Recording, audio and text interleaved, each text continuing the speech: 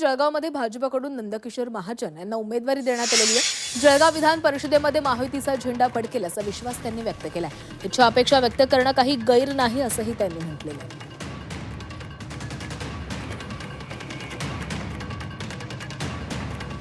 या संदर्भात त्यांच्याशी बातचीत केलेली आहे आमचे प्रतिनिधी वाल्मिक जोशी यांनी।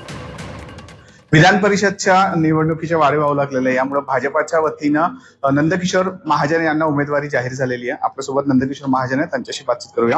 काय सांगणार, आपल्याला नाव जाहीर झालं, अनेक लोकांचे नाव या ठिकाणी रेसमध्ये होते। खरं तर काल उशिराने जळगाव विधान परिषदेसाठी भारतीय जनता पक्षाने माझ्या नावाची घोषणा या ठिकाणी केलेली आहे।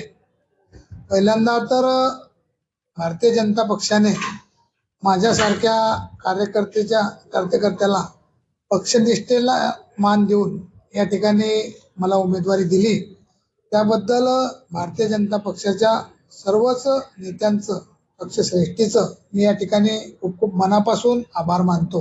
पण जर बघितलं तर या महायुतीची चर्चा, प्रदेश लेवलवरची चर्चा होण्याच्या आधी आदरणीय गुलाबराव पाटलांनी या ठिकाणी त्यांचे चिरंजीव प्रतापरावजी पाटील यांच्यासाठी उमेदवारीचा आग्रह धरला होता आणि ते काही गैर नव्हतं।